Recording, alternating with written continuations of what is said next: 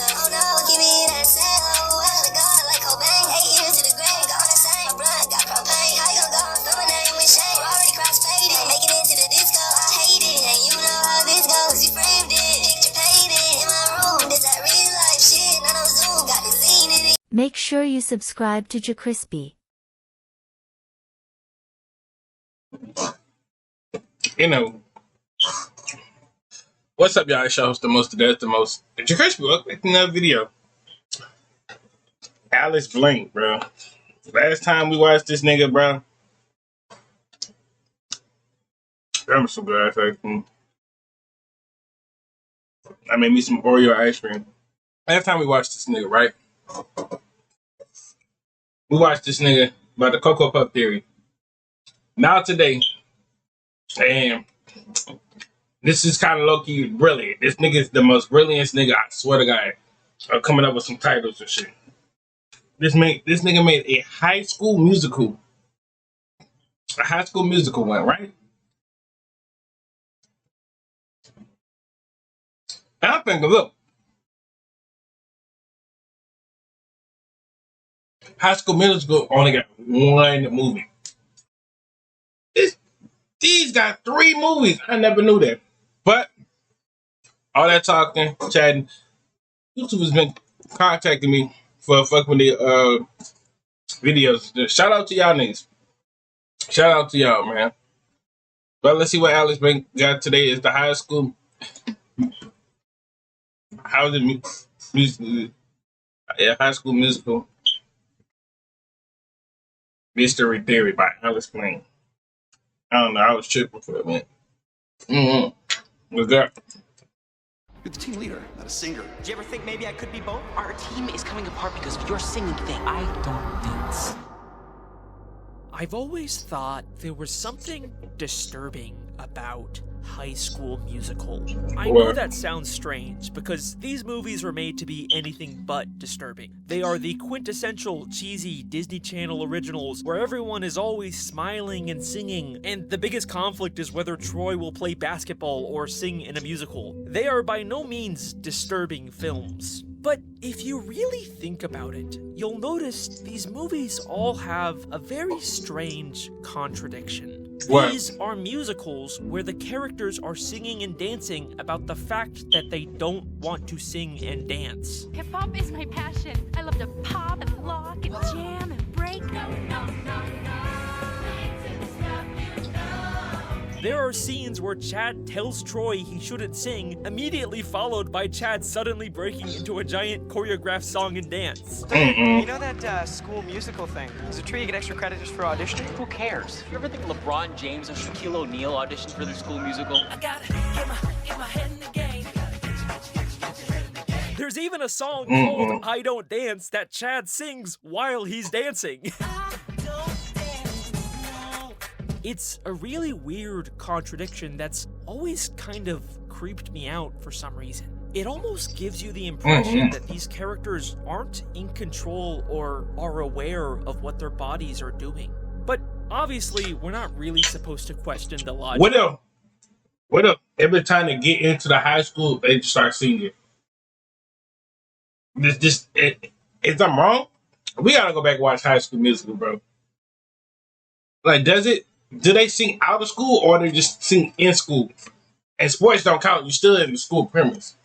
Of these songs, because that's just kind of how musicals work. These are just fantasy, non-diegetic songs that only we, the audience, can see. There's nothing strange about them. So I tried my best to just ignore the creepy feeling I got from these movies, but the more I rewatched them, the more I couldn't deny that there was something very wrong with the students at East High. I believe that behind the smiles and the singing is a very dark secret about this school. A secret that the filmmakers intentionally hid within these movies 17 years ago that today I intend to solve. This is the High School Musical theory. Yo! You love watching Alex Bale's videos on the internet. There we go.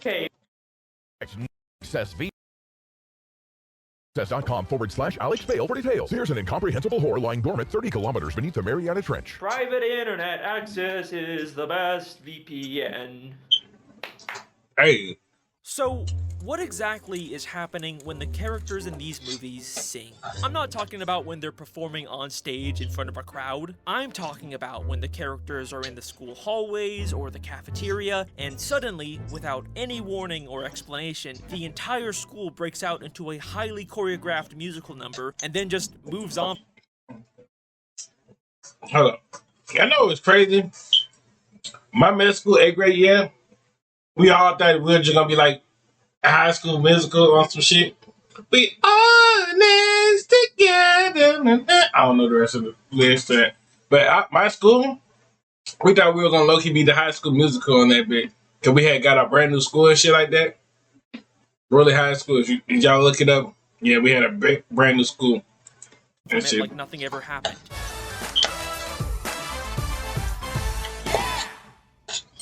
Guys, this summer I gotta make bank. Like, what's really going on here? Are the characters aware of the fact that they just sang an entire song? Was this an impromptu flash mob that they planned? No, obviously not. We're supposed to assume that these are just fantasy sequences that only we, the audience, can see.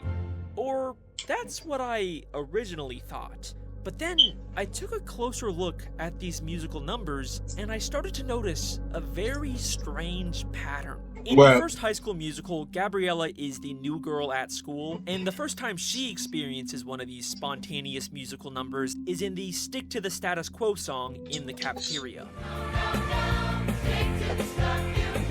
Whoa. Now, Gabriella doesn't enter until about halfway through the song, but she has a very interesting reaction to it.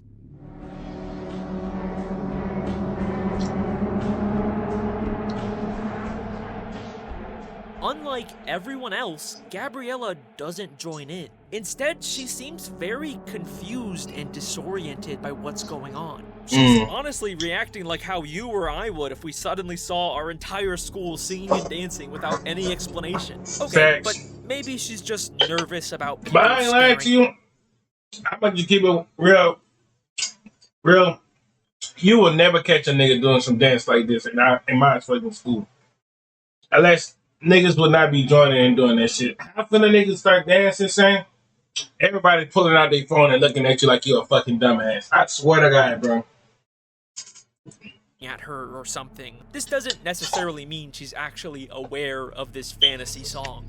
But this isn't the only time where something like this happens. In High School Musical 2, when Troy starts dancing in Work This Out, look at everyone's initial reaction.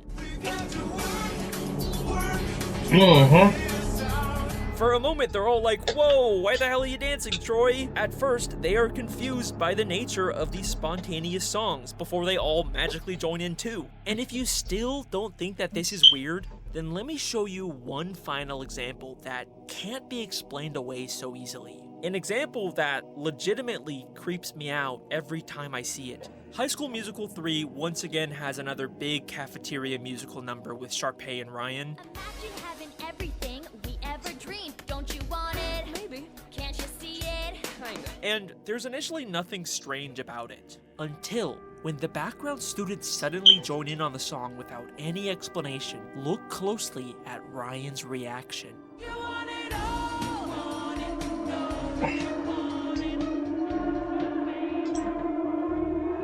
It's very easy to miss with Sharpay in front of him, but Ryan is clearly extremely confused by the other students suddenly dancing around him. Unlike the other examples, there is no other possible. That's a child. That's a good name.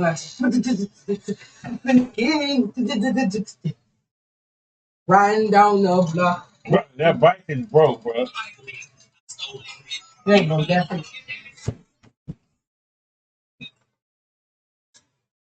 This dude, I swear. Explanation here. In this moment, Ryan is 100% aware of the fact that he is experiencing an unexplainable, spontaneous musical scene, and he looks deeply disturbed by this. It's crazy.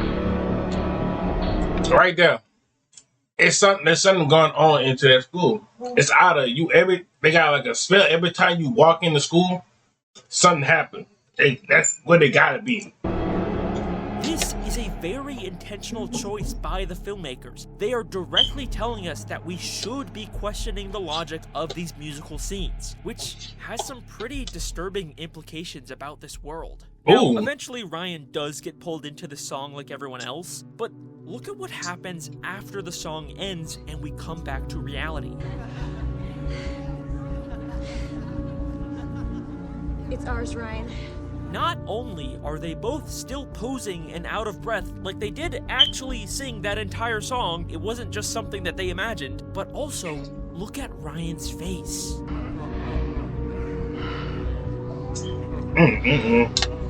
He is once again very confused about what just happened before moving on like everything's normal. We are consistently being shown that these big spontaneous musical numbers are actually happening, but it isn't something that the characters are choosing to do. It's like something is taking over the— Unless it's their imagination the whole time. Every time they go to school, it's imagination. It could be that too. I'm just saying, I'm thinking about that's how I'm their thinking. bodies and forcing them to sing and dance, but they only get these rare little moments of awareness and utter terror about what's going on before they're forced to forget about it and move on like nothing ever happened. They gotta be That's why these movies feel so disturbing to me, and this only gets stranger when we take a look at what happens when characters leave East High. You worked hard to cross that finish line. Now it's time to celebrate those memories. At Michaels, we help you preserve your keepsakes with custom framing that brings your victory to life.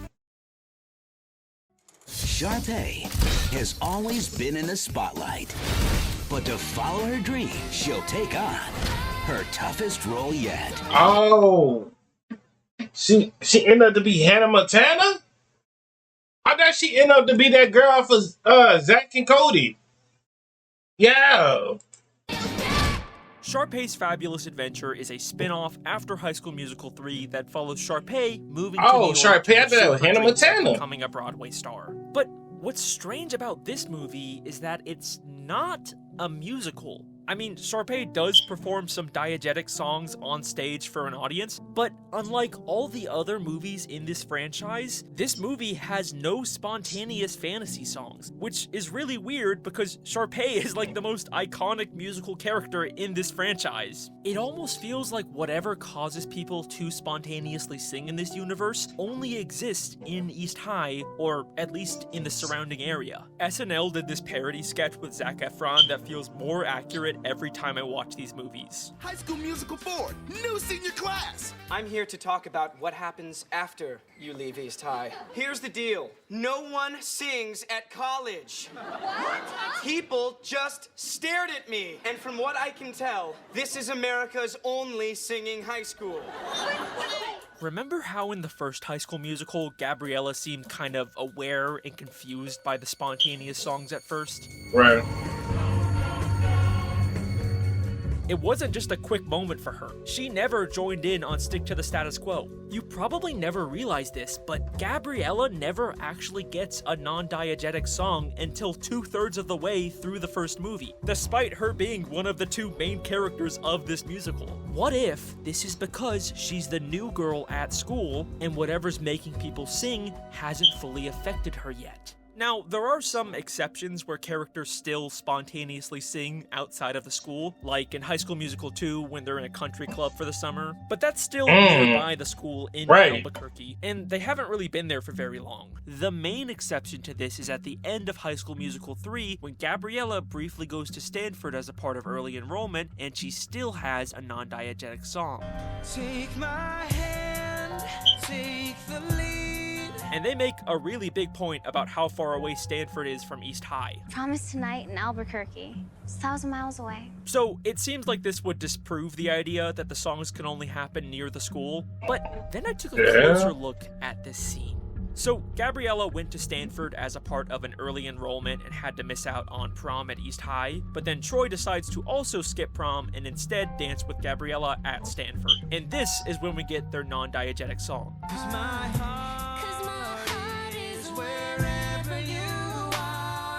But during the song, they're both briefly transported to East High's prom with all of their friends. Nigga, what? That gotta be a transfer portal theory then. Like, Is this just the song had you feeling like you in there the whole time or some shit? The hell? Now, obviously, this is just supposed to be a fantasy cutaway. They aren't actually back at the school. Stuff like this happens all Low-key, why every movie or every cartoon have them dancing like that, knowing damn well they not dancing like that in real life? Like, y'all never picture that? Like, because when I went to prom and stuff, now ain't nobody was dancing like that, slow dancing like that, bro. People was doing like slow dance, like hugging, moving side to side, grab, then do a spin, come together, then do the like that. That's what I saw. I don't know. It's different from everybody prom. I don't know. I'm just saying. The musical numbers from these movies. These are all just imaginary fantasy sets. It's kind of like Troy and Gabriella are imagining they're back at East High and are incorporating things from their real life surroundings into the fantasy. But if that's true, then why can we already see the exact same stone pillar set 30 minutes ago at East High? This was not part of some fantasy scene. They clearly actually built this set at East High. And this was before Gabriella even decided to go to Stanford early. But then why can we see the fantasy pillars backstage? Because in the Stanford song, the East High prom part isn't the fantasy. Stanford is. Gabriella never actually left East High. We are shown time and time again that these spontaneous musical numbers can cause vivid fantasy hallucinations of other places. So I think that whatever's causing Gabriella to break out into song also caused her to hallucinate going to Stanford, when in reality, she never actually left. You might be ready to say goodbye to East High, but East High's not ready to say goodbye to you. This honestly makes more sense than Troy being able to drive all the way to Stanford and back in time for the school musical with his piece of shit car that's constantly breaking down in this movie. I'm pushing! Push harder! Tree fall! And if my truck falls apart because I'm spending all my free time on stage, it's all your fault. Something at East High is manipulating all of these students, causing them to sing and dance and even hallucinate to the point where they can't even leave. But that brings me to the question that you've probably been waiting for me to answer. What exactly is causing all of this? Why does this school seem to have this strange power over all of the students? Facts. And to be honest, for the first time ever in one of these videos, I don't actually have an answer for you.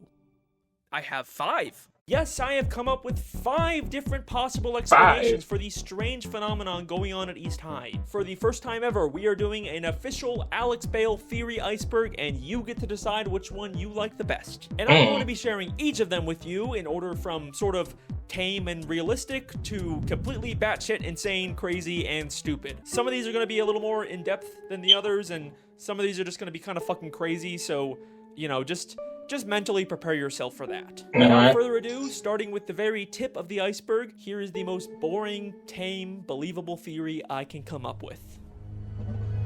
Alright, theory number 1. This is all just lazy writing and coincidences, and I'm overthinking little things that actually mean nothing. Alright. This one's probably the correct answer. I mean, this is probably the correct answer to all of my theories, but, you know, that's no fun, and you're not watching a YouTube fan theory for the, you know, the boring, realistic answer, so, you know, let's just move on from this one. I'm not actually counting this as one of the 5. Damn! I'm gonna actually listen to it. I've had this theory planned for a while, but fucking Danny Gonzalez kind of jokingly beat me to it first, so I don't know. Go check out his video. It's very funny. In 1518, Strasbourg, France, a woman named Frau Trophia walked into the streets and reportedly started silently dancing without any explanation. Soon, other people began to join her, and over the next couple of weeks, hundreds of people all began uncontrollably silently dancing with no explanation or way to stop. Many collapsed from exhaustion, and some even reportedly died from heat stroke. This became known as the Dancing Plague of 1518, and it is believed to be one of the most infamous cases of mass hysteria in history. The leading theory behind why this happened is because of extreme stress from famine and diseases at the time, but mass hysteria is something that still happens in many different forms to this day, even to students in high school. Could mass hysteria be responsible for dozens of high schoolers' unexplained hiccups? Health officials say 12 girls from Leroy Junior-Senior High School have exhibited similar symptoms. A doctor treating them says they suffered from conversion disorder, a very real condition resulting from trauma or stress. In the Leroy case, most of the sufferers attend the high school and junior high school there. So maybe it's as simple as the stress of being in high school and the pressures of conforming to the status quo was enough to cause a mass hysteria at East High that resulted in students spontaneously breaking out into song and dance. I think this is a very plausible explanation for what's happening in these movies, and it really ties in well with the core conflict these characters are facing. And if mass hysteria is this low on my iceberg, then you know these next theories are about to get really weird.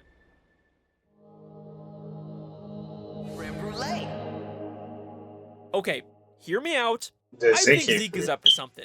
Zeke is one of the basketball side characters, and his whole thing is that he secretly loves to bake, but no one at school accepts that about him, at least until the end of the first movie. What? I love to bake. Strudel, scones, even apple pandowder. There's not a ton to his character. He's just kind of the funny food guy. He's always giving people stuff he baked. I baked these fresh today. A pie. I baked you some cookies. Hey, ladies, you guys want a cupcake? But the one strange thing that I noticed about Zeke is his relationship with Sharpay. So Zeke has a crush on Sharpay, and he tries to ask her out. Hey, Sharpay. Well, I just thought maybe you could watch me play ball sometime or something. And she fucking hates him. I'd rather stick pins in my... Damn! Like, I just never had a love or a hate of people, somebody hating on this dude. I never knew this guy hated him. Like, that's crazy. Imagine you hating somebody. But that's every day, though. That's the life we live in, though, bro. We got people hating each other. Down there, bro, like, it's something. I don't even know. But like I said, when she go black, she can't go back. My eyes. Evaporate, tall person. But then he bakes her some cookies, and she suddenly has a very different reaction. These cookies are genius. The best things I've ever tasted. What's he putting in those cookies? Okay, well, whatever. That's kind of weird, but, you know, it's just a typical Disney Channel gag. But then, by the next movie, Sharpay completely forgets about Zeke and moves on to being obsessed with Troy. Troy, Sharpay. Sharpay, Troy. But then Zeke gets a job as a chef, and he's really excited to be working near Sharpay. Chef Michael's gonna teach me the art of Austrian flake pastry. And Sharpay's gonna be where I work every day? I think we can assume he's probably giving her food again. And then, at the end of High School Musical 2, she's kind of all over him again. There's potentially a pattern here. Then, in High School Musical 3, there's a deleted scene where Zeke is gonna ask her to prom, and once again, he's planning on bringing her more cookies, but then Jason takes them away, and all of a sudden, he seems kinda nervous. Yeah, she's gonna listen to me, and listen good. You got this. Now give me the cookies. You don't need these. Go on, get in there. No, you're empowered. You got these. No. Zeke seems to really believe that the cookies are necessary to get Sharpay to go to prom with him. And it turns out he doesn't need them, but the very first thing Sharpay says is... Hey, Sharpay. Zeke, cookies? Huh, interesting. Also, later, he finds out Jason ate the cookies meant for Sharpay, and he is very concerned. Where's my cookies?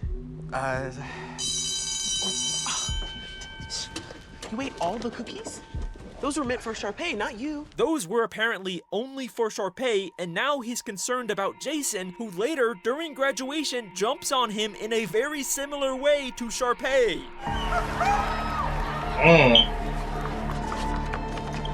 Those were meant for Sharpay, not you. Unless he making love cookies. Hey, hold up. Yo. Now, how you make them love cookies? I'm about to put some love and souls to that cookie. Hold on, wait a minute. So, What exactly is Zeke putting in these cookies? And look, I'd be willing to just call this a weird running gag with some maybe uncomfortable implications, but it's not just Sharpay that Zeke manipulates with his cooking. In the first movie, all the basketball boys sort of trick Troy and Gabriella into breaking up, and later they feel bad about it and decide to confess what they did to Troy. Gabriella won't even talk to me, and I don't know why. We do. But look at what Zeke does first. I baked these fresh today. You probably want to try one before we tell you the rest. He gives Troy cookies so that he won't be mad, and it works. Troy is never shown to be even a little upset that they caused his breakup. Zeke's cooking clearly has an effect on people, and he is constantly feeding everyone in these movies. I'm good for a poolside picnic. What do you say? Zeke even made desserts. They're cooling. I'll let you know when they're ready. Now out of my kitchen, miss. Hey, ladies, you guys want a cupcake? I bet you those cookies that are always left out in Troy's house were made by Zeke. There's even this weird offhand mention from Troy in the first movie about having trouble remembering the previous night. Do you remember the night before? No, not at all. All I remember is like pink jelly.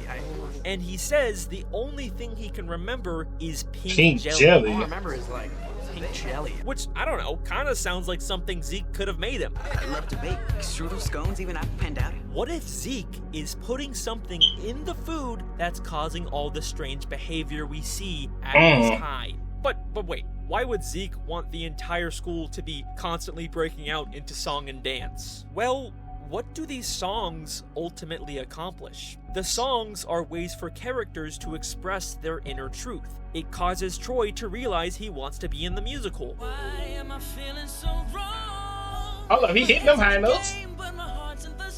Yeah! It causes everyone to break out of the status quo and ultimately accept their fellow students for who they are. But inside I am stirring, something strange is occurring. It's a secret I need to share. Which allows Zeke to finally be able to be accepted as someone who wants to bake. Wear a jock.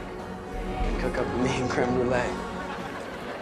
Yes, I think the entire reason for all the craziness going on at East High is because Zeke is drugging people with his cooking to make them more accepting of him. Nah, I don't believe that. I think that nigga just makes some fire ass cookies, and he just a chill, cool guy.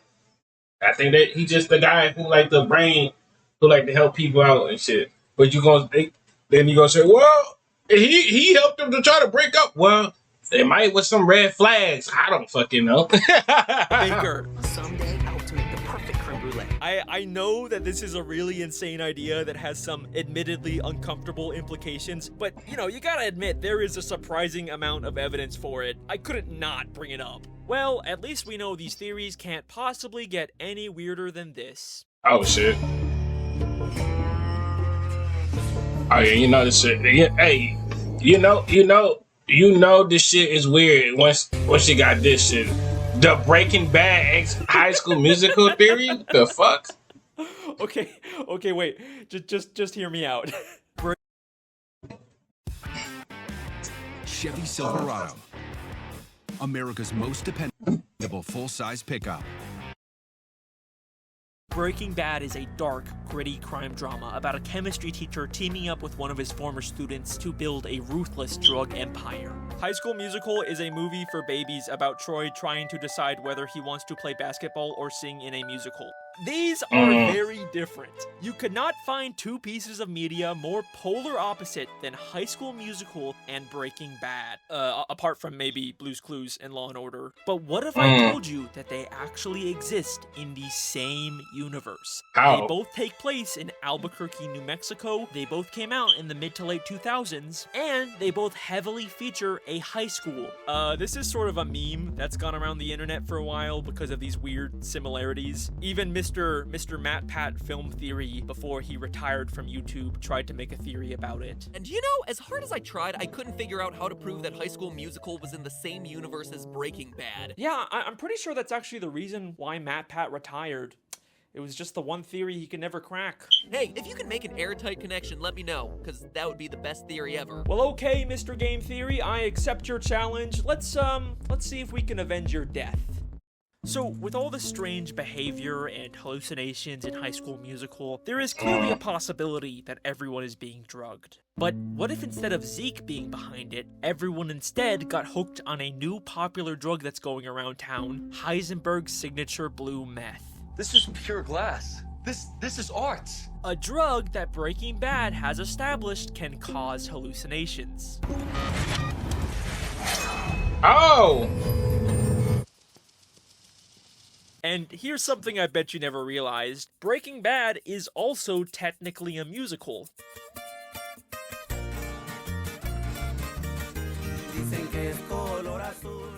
One of the episodes opens with a random band recapping the show's plot in the desert, and it's never acknowledged again.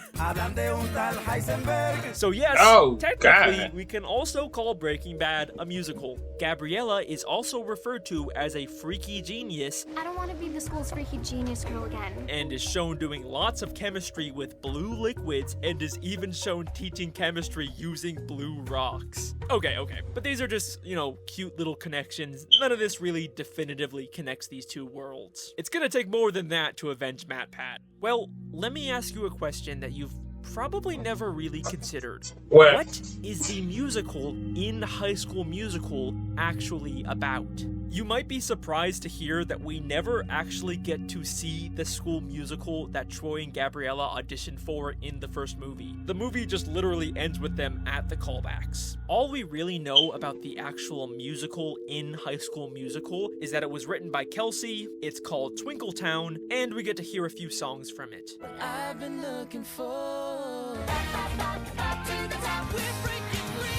Oh! And you know what? The more I looked into the plot of this musical, the more I began to realize how much it eerily lines up with the plot of Breaking Bad. I know that sounds crazy, but just stick with me on this one. The first song is called What I've Been Looking For, and it's sort of vaguely about two people embracing a new relationship together. They hitting them assume those that it's a though. romantic Stop playing relationship with them. since it's sung by Troy and Gabriella, but Ryan and Sharpay also. All right, we could tell these kissing scenes be fake in fucking Disney, bro. I'm just gonna tell y'all, bro. That kissing scene was fake. I'm about to show y'all, bro. Relationship together. Watch this. You might assume that Watch this, it's y'all. a romantic relationship since it's sung by. It's either she can't kiss right or he can't kiss right. And that is terrible. But why is your top lip is heading on my top lip and you kissing me like Troy and Gabriella.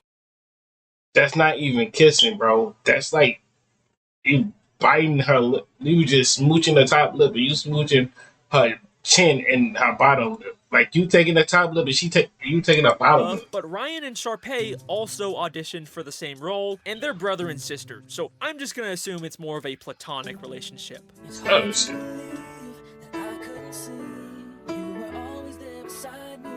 It's hard to believe that I couldn't see that you were always there beside me. This is a relationship between two people who knew each other for some time before, but only now do they see each other in a new light. Jesse was Walter's student, who he never really thought much of, until he later found out that Jesse was secretly a meth cook. Honestly, I never expected you to amount to much, but methamphetamine? I didn't picture that. So they decided to partner up. I've never had someone who knows me like you do, the way you do. I've never had someone that knows me like you do. Jesse is the only person in Walter's life who knows about his secret criminal activities. Only before I finally found what I've been looking for. I finally found what I've been looking for. Walter was living a sad, unfulfilling life before he partnered with Jesse. I am an extremely overqualified high school chemistry teacher. I have watched all of my colleagues and friends surpass me in every way imaginable, and within 18 months, I will be dead. But now he's discovered his true calling and finally found the exciting life that he's been looking for.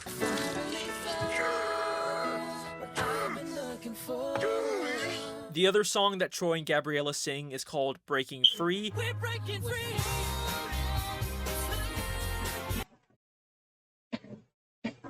The fuck is what the fuck I'm hearing with that shit though? We're breaking free. That nigga, god damn, that nigga hit that. I ain't lying to you. I don't even know why I'm trying to hit on that nigga. That nigga talk about we're breaking free. And it's also That sound like it could be on some church. The church song, like low key. Vaguely about being yourself and finally being free to do what you want with someone else. And obviously, you can line that up with how Walter breaks free from his old life with Jesse, or more accurately, breaks bad. We're breaking bad. Okay, so these songs line up surprisingly well, but at the same time, the lyrics are also pretty vague and could probably line up with a lot of different things if you tried hard enough. But things get really insane when we take a look at our last song from the musical, Bop to the Top. This is a song about the same two characters in a competitive environment doing anything it takes to climb the ladder of success. Anything it takes to climb the ladder of success. This is literally the plot of Breaking Bad. They specifically describe this competition in a pretty explicitly violent, brutal way.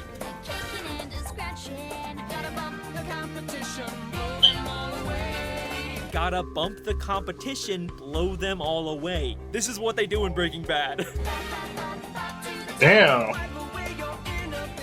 Wipe away your inhibitions. Walter's whole arc in the show is about giving up his moral qualms and giving into his dark side. He's wiping away his inhibitions to achieve success in the criminal world. They also randomly start speaking Spanish in this song. Mucho gusto. Ay, qué fabulosa.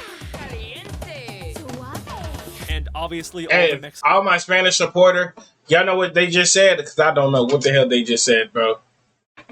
Mexican cartel members in Breaking Bad primarily speak Spanish. Este no habla ni una palabra de español. Ryan is wearing a fedora just like Heisenberg, and Sharpay is wearing a very blue dress, the signature color of Walter's meth.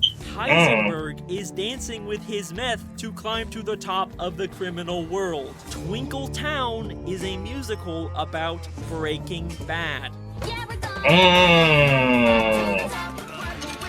Oh! Damn!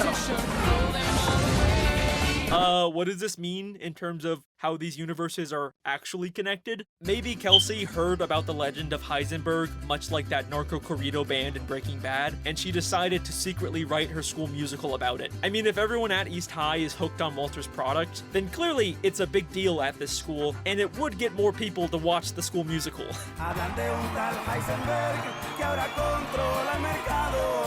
Okay, well there you go, Mr. Matt Pat. There's my attempt at connecting these two pieces of media. I guess this means I get to be the new host of Game Theory? That's how that works? Yeah? Anyways, thanks so much for watching. Those are my High School Musical theories. Make sure to like and subscribe and tell me which one you think is the best. I'm about to say, I know that shit is not done yet, bro. You still got the fourth and fifth one. I was about to say, nigga, we halfway into this motherfucker, bro. Like, how long? Wait. I was finna say. What do you mean there's two more theories? No. You can't possibly get crazier than a Breaking Bad High School Musical theory. That's clearly the limit. You can't get any more insane than that. You can. Yes, you can. Yes, you can. Okay, Alex, what you got? The human. Everyone, we officially have reached the point of no return in this video, where I will now try and convince you that East High is not actually a high school, but in fact is a human zoo where scientists are secretly watching and experimenting on these students. Yes, I know that is the stupidest thing I have ever said, and yes, like always, I am actually being serious. Okay, so where do we even start with this? In the first High School Musical, Sharpay and Ryan are in the school library, and they're researching the new student at their school, Gabriela Montez. There's something freaky about her. Where did she say she was from? They search her name on the internet, and the first two results tell them that Gabriela was an extremely smart student from out of town who's won a bunch of academic awards. Wow, an Einsteinette. But we can also very briefly see a third result that reads, Gabriela, San Diego Zoo's new chimp, scientists set up real-time habitat cam. Now, at first, there's nothing all that strange about this. They searched up the name Gabriela, so they're obviously gonna get some irrelevant results about other things with the same name. No big deal. But what's weird is that this is a result about the San Diego Zoo, the same city that we can see Gabriella originally came from. And that's strange because they didn't search up anything about San Diego, they just searched Gabriella's name. The fact that it's from the same city is seemingly a total coincidence. But then there's also the fact that it's about a new chimp at the zoo at the exact same time that Gabriella is a new student at East High. What the fuck? That's two strange coincidences, but whatever. Gabriella's obviously not a chimpanzee, and this school is obviously not a zoo. I mean, this is too stupid of an idea to even think about. But then I did think about it, and I kept noticing more of these weird coincidences. At the start of the first movie, listen to what Taylor says when she first sees the basketball guys. Behold the zoo animals heralding the new year. Behold the zoo animals? What is going on? This is such a stupid idea, but it keeps coming back. And then I realized the students at this school are constantly being compared to animals. Hey, what team? Sharpay's kind of cute too. So is a mountain lion. I smell a rat named Darbus. Actually, I think it's 2 rats. You know what I'm gonna do to those 2 overmoved show dogs? Nothing. What's up, dog? Ducky, how's my dashing boy? It goes around your neck like a dog collar. And then the fish turns into a gorgeous prince. That girl's got more moves than an octopus in a wrestling match. I know everyone thinks that Sharpay's poodle. The students even dress up like animals. Okay, but come on, this is still such a stupid idea. Like, even if the students are constantly compared to animals, obviously, we know that they're not. They're clearly human, we can see that with our own eyes. Like, what are we even supposed to assume here? That they were animals that somehow turned into humans? No, that is so stupid. End of story, theory debunked. What the fuck? What the fuck? When Taylor is trying to explain to Gabriella why she shouldn't date Troy, she literally shows a diagram of a monkey evolving into a human.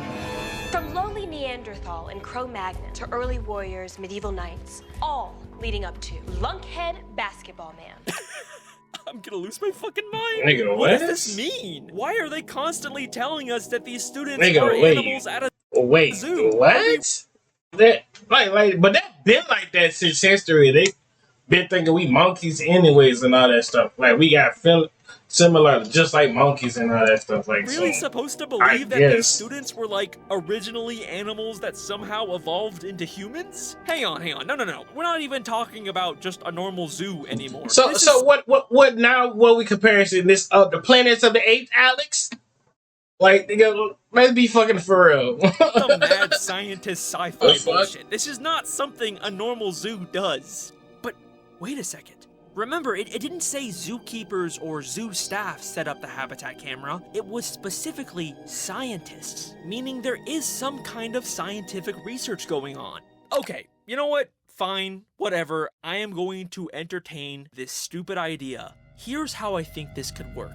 The students at East High were all former animals that scientists experimented on, speeding up their evolution process and transforming them into humans. They were placed inside of an elaborate exhibit inside of the San Diego Zoo that was meant to replicate a human high school environment so that scientists could study their behavior. The scientists even set up real-time habitat cameras disguised as normal school security cameras on the ceilings. Maybe we're being punked. Maybe we're being filmed right now. For the most part, the zoo animals act like completely normal humans, but some animalistic traits still appear, like how they all stick within their very specific animal packs and herds. The drama geeks and the brainiacs suddenly think that they can talk to us. Troy, I would consider myself an expert in that particular subspecies. It's like a jungle up here. Yeah, just like that cafeteria. Also, there's the fact that Troy is always climbing trees like an animal. What the heck are those two doing in a tree? Another top secret hiding place. And what is it with you and trees? I guess I see things more clearly from up here. But what exactly are the scientists trying to achieve with these experiments? Why turn animals into humans and put them inside of a fake school? Well, to answer that, I think we need to take a closer look at Taylor McKay. I ain't lying to you though. Back then, niggas used to climb trees till a nigga hurt themselves. That'll be a story time one day I'll tell on stream, but I think ever since that day, I started climbing trees. If this theory is true, then Taylor seems like the one character who would be aware of it. Behold the zoo animals heralding the new year. From lowly Neanderthal and Cro-Magnon, Troy Bolton represents one side of evolution. I would consider myself an expert on that particular subspecies. But why?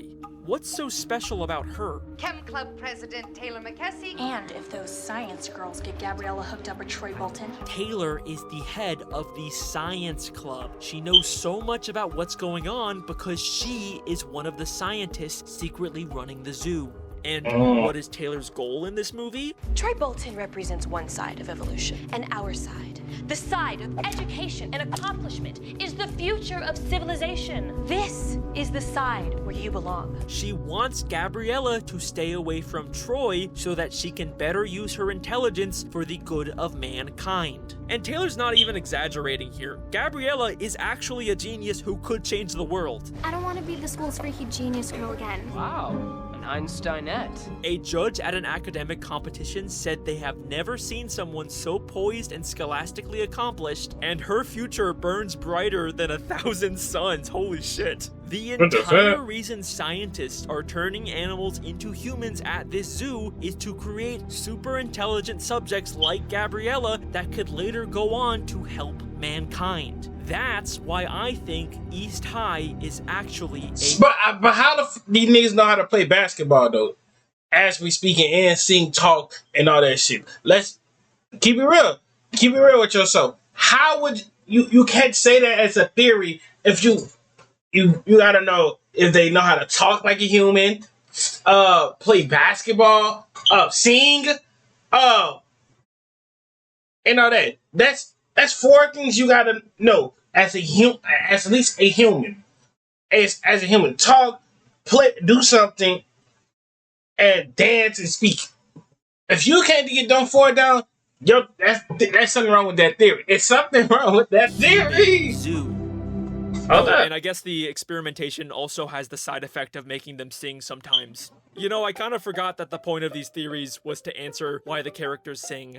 I think I got a little carried away with this one, but that's okay, because I have saved my personal favorite answer to this mystery for the final and best theory in this video. We have officially reached the deepest layer of this theory iceberg. Get ready for the most insane, most ridiculous, actually as crazy as zoo theory. I don't think I can actually get any more ridiculous than that one. This one's somewhere between Breaking Bad and Human Zoo. I mean, it's still pretty far down there. But the reason I saved this one for last is because not only is it my personal favorite answer to this mystery, but I believe that it is the answer that is most likely intended by the filmmakers. Out of all these theories, I actually think this one has a really good chance of being true. This is the Miss Darbus theory. So, something at East High is forcing the characters to break out into song and dance against their will, and then seemingly forget about it.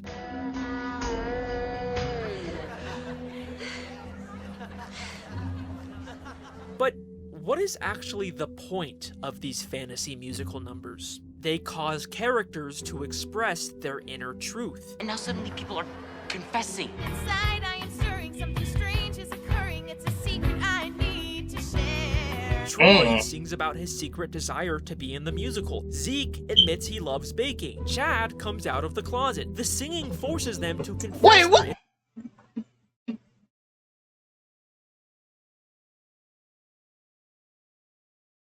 That nigga, hey, I think he made he had to make that up. Alex, you made that up. Ain't no way Disney just not put that and slide. Hold on, they didn't slide that on us like that easily. Hold on, bro. Hold up, bro. Hold up. Go back, bro. What you just said? Admits he loves baking. Chad comes out of the closet. The singing forces them to confess their inner truth, and it ultimately helps them discover who they really are. And you know who's constantly talking about this exact same thing?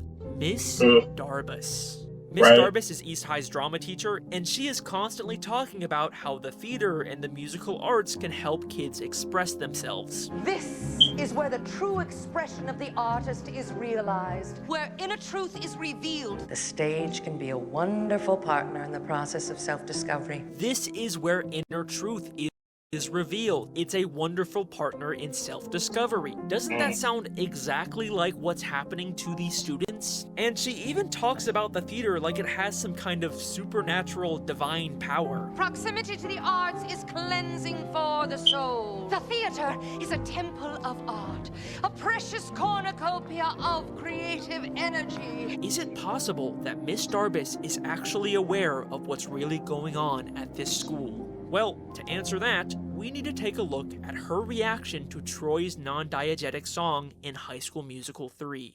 So this is the part in all of these movies where Troy is upset and he's bad at basketball and he wants to sing about being upset. So he breaks into the school at like the middle of the night and sings the iconic song Scream. This is clearly supposed to be a non-diegetic fantasy song where basketballs appear out of nowhere and the hallways literally turn upside down, and it ends with Troy back in the school's theater.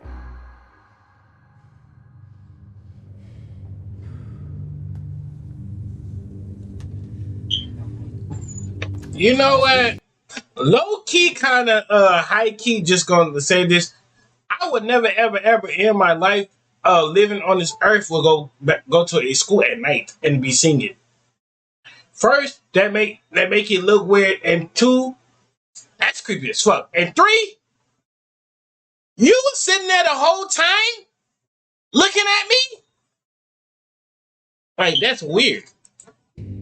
Troy realizes Miss Darbus is also there, and they have this very interesting exchange. And the reason for your visit is?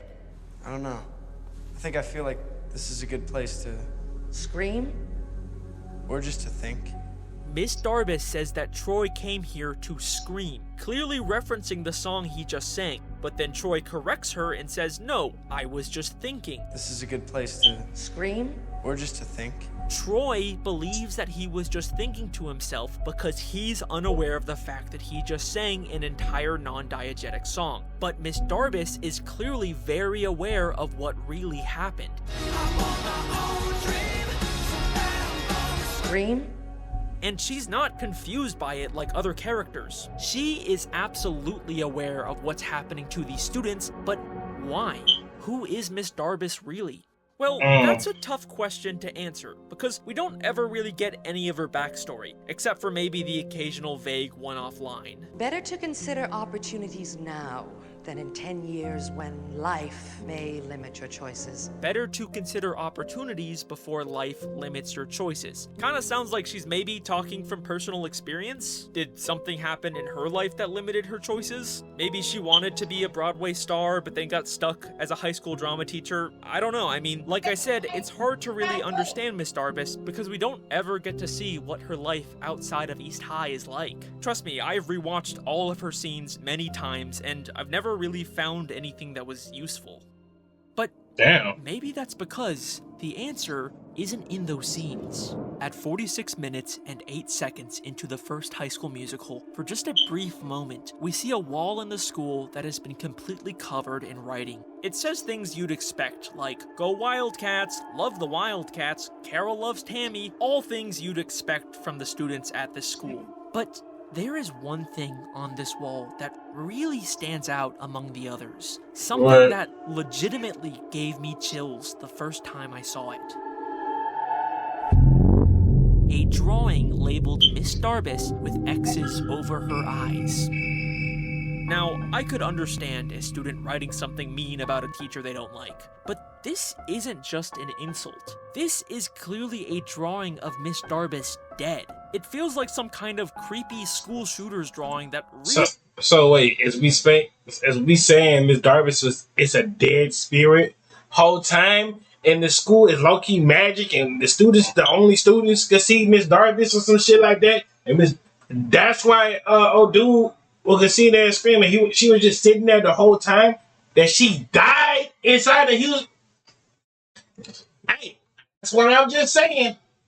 Really does not feel like it fits in with this very PG Disney Channel universe. I honestly can't think of any reason why they would include this depiction of Miss Darbus dead. Wait a second. When Troy broke into the school at night, why was Miss Darbus there?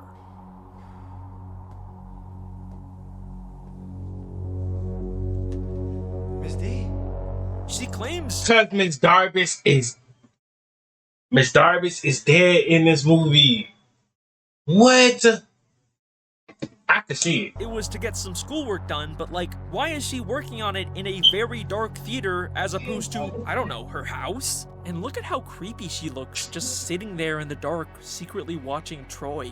It's also weird that she just happened to be there on the one night Troy decided to break in. You know, come to think of it, it's not just that we never hear about Miss Darbus's life outside of the school, it's that we've never even seen her outside of the school grounds. Hang on, is Miss Darbus like a ghost?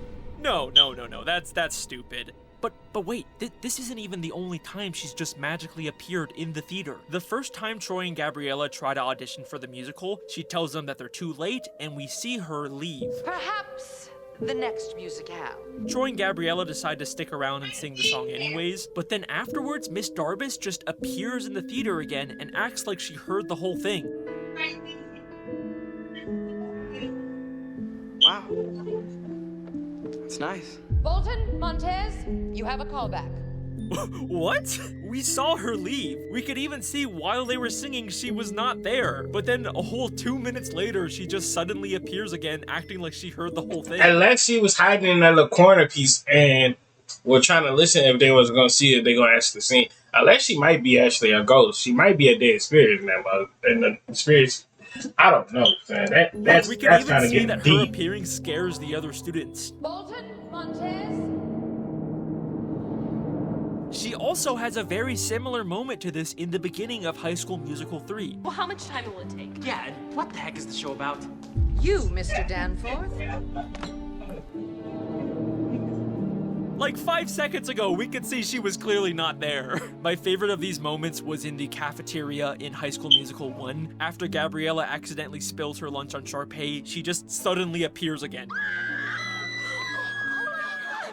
You do not want to get into that, man. What is going on here? It's like a jump scare. Ah! Life limited Miss Darbus's choices. She's always at the school, always suddenly appearing out of nowhere. There's a drawing of her dead. She even talks like she's from a much older time. Perhaps the most heinous example of cell phone abuse is ringing in the theater. What temerity! And she hates any new modern technology. Was that a cell phone? No, ma'am, that was the warning bell. This perfectly explains why everyone seems to have this supernatural musical spell over them that only she is aware of. Miss Darbus is a ghost that is haunting East High, and she is forcing these students to sing about their inner truth in order to help them discover who they really are. But let's hang on a second. The High School Musical franchise... I feel it. Okay, I could see that. I could low-key see that. Now, I could really... I'm not going to lie to you. I could really see that. It's just a bunch of grounded movies about kids in high school. There are no explicit supernatural elements in them. I don't think I can honestly claim that there's this secret, intentional, underlying message about ghosts haunting the schools in these movies. What? What, are you expecting me to just scream at you with some big, final surprise evidence? Come on, guys, I am not that predictable. High School Musical 3 was originally going to be a Halloween-themed movie called Haunted High School Musical and would have featured ghosts haunting East High. Yes, I am being 100% serious. This is real. This is actually what they were originally planning on doing with the final movie of the trilogy before they decided to scrap the idea. But we can still see hidden clues from this ghost subplot that I bet you they were planning on paying off in this movie, where it would have been revealed that Miss Darbus was actually a ghost all along, and she was the cause of all the students breaking out into song. And that is my final High School Musical theory. Thank you very much. Also, they would have revealed that the school is actually a human zoo inside of Breaking Bad. Okay, bye. Anywho. Alright, I hope y'all enjoyed this video. Make sure to like, comment, subscribe. That's Alice Lane, bro. God damn, that nigga is some he's something, bro. Alright. Bye, y'all. 1 out of 300.